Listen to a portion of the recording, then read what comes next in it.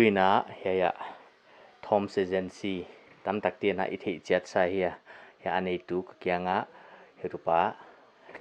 pa lian thomte ama to houlim na saulo chikina he Tuisiang don na to ki sai na ini non di Tuni hunoi tang non piak theih jakina Lamka tokin na tong ki pa thu kon genwa palian hiai THOM'S agency chi kha na bangchi khun vela non pata chi non gen thei diam THOM'S agency kung patung hi 2015 ina kapat ahia 2015 February pastor ka pastor centralam ka pastor pa kahon sako ahia mite na kongen sau dia a politician le a million milal te khoma hong sakle hoilo di hiam hon chi lian kha an khol du atu lai vai takin hi huchi le hoi ka sakein pastor tele sapwa mu pa le veng chia tanaw lai na khong ki khai khom min hong zwal le abang pia company lian tak pen le hilo hi ziakin chi in kha de sangna pastor pa kana pia huchi na kana hongwa 2015 na February hin ka thei hoi na kana hong chi de ve 2015 ma kum nga bang hong hi to ta hi na banganang mu da ni na hiai hun sungina Tuisiang sablai na to ki sai ilam ka khopi sunga banga chi jela apai hoi jel na he hun sungan experience saulo non gen thi diam Lamka khopi hi tuile thilbang ki ma hi haksana tam taki tunga yai tui ziaka haksanna ichi bel don ziaka a hoilo ziaka kalna hiam bang hiam te bang tung damlo na tam tak tung a omlai na Tuisiang ina Lamka ase vela sung mama leng aeroplan na neya tam tak ten don thei a piak hiakina omta nungin hi kipa wai pen ma ahia ko leng waite la khata kana telte ya waite ya patina hichina aeroplan te bolin kum hong ki veya hong ke heya mi tam tak te na tuite Tuisiang te donin nidanga idon te sangina tunzo ndam le ki dam de wa hi chima wa hi wai ziakin haksana tuam hi don jang khai tu kia hi loina door to door va pe thei ichi chen hi hoi lua hi ilam kamuna dia atui pia hanga atui a in konga ko sak hiam a hi kele asun tan bang leng basun sak hanga huchi khopa kha service hoi taka ki pe thei aeroplan ina anei te tengin ana sep dani wai da na hiya apai to hoi zel chi Manipur so karina banga hiai Tuisiang don na to ki sai a en kai na lam banga chi alung tun hoi na sai a et kai danu ai kile en kai khollo hele yai to ki sai hi et kai chi mulmal lenga kia wai ziakina aphat hoi mama autonomous district council ina phalna ti hon pi amau thuni na sunga ki omle thuni na lian taka hon niwa kuchina hiai district sunga hi amau le association khat pang khomina anaki hi theizo ahia hoi ziakin kipa pi hoi mama amanipur government in on nga isak level hi chi help loading ahia tua district sunga council te amau noya attraction bangchi ya trade license te hon pia ahi kele amau to ki zoi to na autonomy autonomous hi na dung zuya ithil hi thei te kha haimuna thupi lua ahi dani chiang takin hon musaka district danga bel ahi thei kewa district bel ki thei hi athupi na ma khata hi wain ka thei he Tuisiang don na bangchi tuka poimo ahia mi hinga demo hoi chetwa he ong ki filter ti kha khen khatina aswang kha bangle omchi hong le ki za mo suang ngai non lo ai ki le bangchi banga apai dan he to aro he tuinon pia khiat ti mo filter sa ti kha banga pai dan ding ai kile bangchi banga zat di chi tinon gen thiam Asia la don thi top chi ina i theia hoi tana leng a hoi loma ma hi Asia la don thi wana any atua ma suang thak non ngai di i chi hiam atui luma du se i chi leng hoi a sediment particles til him hima omnon ke ya aziak chu 99.00 micron ana hip the anin ting ting hoi khit nunga chu anin khat leng muno lo i hi ziakin kha siang luma ma hi hoi zaka ule suang so ni poi ke lua ule suang lo win don ni poi ke lua hoi kha a hoi na a aro plan a pata tui aro tui a hi na tak a hi hoi zakina mi hinga dia bang ma harmful na omlo wa hi wa anei tu ten bel a tui pen a pH level pen hi ai za a hong kiam le a hoi lo dan le a hoi non lo dan khek di le khek lo di chi te hong ma hi hoi te kha anei tu te mo puak a hi tuna he inunga le water filter mo tam ta ko ma he aro banga nang mu dani na he te izat tamu hoi na sai kile to no ate khong ma to le ki bang tho hi na chi dan na ya hi domestica ahia insuana hoya vala u loten insuana huchia ibole a process a paidan akibang veka hileleng mimal khatina sing ni wala thil I hon le utjang haksa isa a hoi jok dan bel ina tui kha ile ki filter hita ile aro plan bol tu hoi ana don hi tamai mia pen ana la ngai non lowa ya sing ni a ivale zo lo pen ya som nga ivale zo pen kha ibu ka ke dia azia bel ka som nga a ana leite le ya sing ni wala ana leite hi azia chu inei na bang leng ya hak na bang leng ki bang lo hi zia ki anei ten leng som man te aro plan pen kha ana don tho wa hi ya asian na hom tuan lo ya again product ki chi hiam domestica ya ki zuak te ina ki fit te hi akibang ve hi a hoi lo na hom tuan lo hoi tua ka hi ya pe na hoi ki chi ding om ki a hoi ve ka hi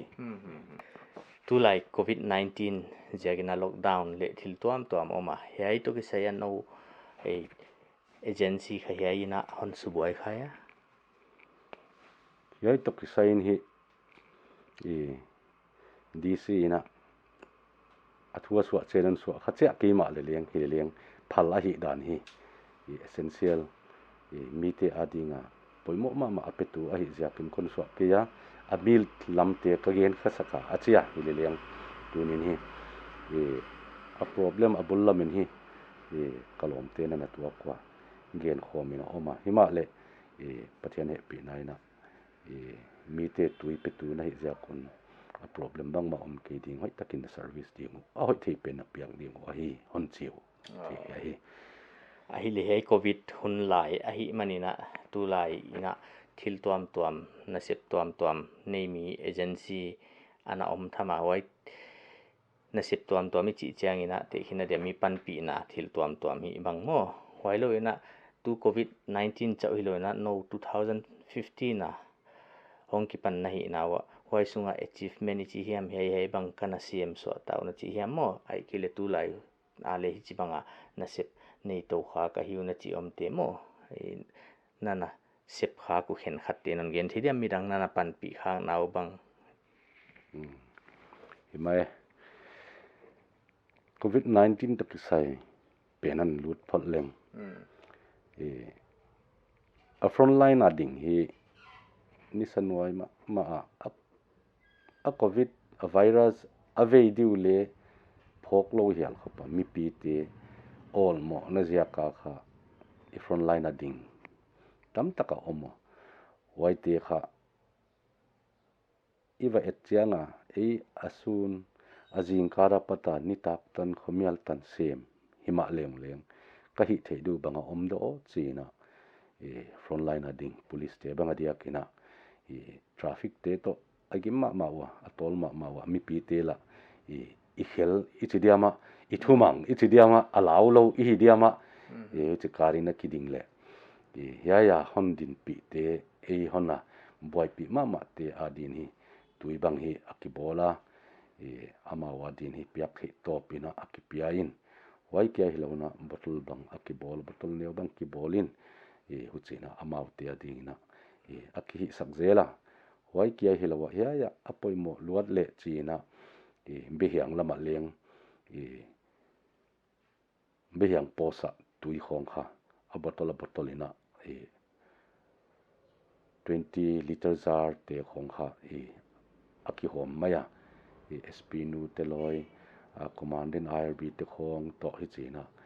ki pa thu khong ge ni na bang hiam hi thei top so in panana kila a mauleng en leng hi thei bang mi adia ipan pi theina omsuna hi china min thali jung te senga a virus te kya buai pi hi zalo a mi pi te buai pi lama hangom hiaite khela en leng ina hi di hi ama wa dinga kam khat kam ni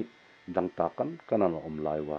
ya itui piak penin hi adam na anamu sakku hi ki pa wai ma amau leng amau to bang leng houlim khomin hi china lim khong bang la khom tan sekina kana omwa tam zo te na quarantine na bang leng hi thei to pa ki hi in pan thei to pina alang langa akipiak le customer te bangina bang hiam mi chile khoya te na pia kwa le kowa dinga athol khong le hong nuam lo di hi lo hiam hon chiwa amau a te kha atuama ki pia in kowa te le ana quarantine hial khop ka botolu oma hi hoi te hi covid-19 memorial chin ka gelo hoi te ka khoi theinon kewa hoi te kha atuamin ka koiwa idam sunga covid-19 itwa patna pata a bottle kha covid-19 memorial chi hial khopin ka gelo a bottle le chiam te mo yai azar ti kha bangzah khong na pe khizo wali ni khatina a khwa bangalum pheile ami haule lo thu a hi ke ya ni khatin hi som kwa zani khong tang pi khong a hi tang pi din zani khong tua haro tui pe khete kha no association om na hiu chi kha na lom ten le hon ge na mo hei khap mi khen khat alung lut bangom hen la tuna agency thak bang hon pan khiak som bang hi le banga no na paidan na ni he ke le bang chi banga u tu ti na hi cha yai te pan thei mai ya association in hi anom si dan da akinei ma apaidan khat kinei ma hi aziak wel adc kianga avathum adc kia trade license awalak di a hi le ya association te aeroplan cho champu water provider te om waite tungton lowa mo ka hi thei lo a hi dan kha thila oma wai ziakin a hi urdiu a hi le association thei pi na lo hi pai thei lo aziak bel association pen kha with government to pang khoma thil hi a hi tak ziakin a bottle hi tal udhunu na som thum udhunu na som sagi chi thei lo hin wai zaka association abikhiak za with the government to panga abikhiak a hi ziakin wai hi ya hi banghiam thil hi utom le leng association kianga ge na thil banghiam ma nin ilei zo hiam a hi kile hi mok mai lawa apoi mo dan association te thei sak thei le chu hoi ma di wai kia hi loina association hongding chiang in hi aeroplan nei te teng hi lam ka khwa tuna economy politics ichidi koi bangleng apoi mo dan hardware store bolten hi konget khai jek de hardware store bolten hi mi sung tenga lam ka sunga hi hon bolwa midang hi namdang hi hon lut sak kiwa ese churchanpur ule thado hiam gang te hiam vai phe hiam sim te mar pai te ichikwa eya nambingom tingin hi thei ma hin hileng anam dang te pen bel i district sunga hi ni danga patin hi ana lu lo mo a hi ziakin hoi hi ikipida poimo sa ka hi aziak chu tua midang te rong ni de hi idal ma nga ya hin dal thei to pa idal de hin wai ziakin eima ma eite ma in lam ka sunga om ten dor hitale tuam hitale ate ma hi somin pan la thak zole bangchi dia chi hi neng che kon request would be ahia ithil hi himim chang ina mi hi nung I hi siama I theia huai mai na mi hi bang hi som lai di ya dor tuam lian takte imua imela ki bang het ke ya huai te hi te khong kha ken leng bang chin ka hi thi dia ti dim ro ta e teng kha kilain diam zole igam ichi level huai te e dingin I business a hoi takin kilain economy le hoi mai di nga hi photina hoi hi kamu da ne ya dena heu tu pa hon gen dan tung to ni na association na kidin ma hi hoi jakin bang hiam thei ut apoi mo om le leng association a hon kanun lan athil om di dan apai dan om ma hi che hi kon gen thak hi houlim nan ma tom na pending na Tuisiang don na to kisaya poimo na sangmo entu te kyanga hiai bang hiun na chi hiai bang ai hi poimo hi na chi om lai bang non gen thediam mipi te kyanga kanget ut bel mipi te hi lamka mipi te kong khata hoi ni hoya tuidon bang hiam hak san na om le leng Tuni chiang in hi Siangthou het lowa association hai za association a oma huai te laka kha tui idon na te iwa piak na te kha social na le omlo fel takina hona welcome wa tai ki pa hoi ma mai no noi tang non piak jakina tua heu tu pa lian thom te na hon gen te I thei dinga Tuisiang don poimo hi dan te kwa pi mai na I thei sa himale athakin I thei dia tuna agency dang phang nai bane non di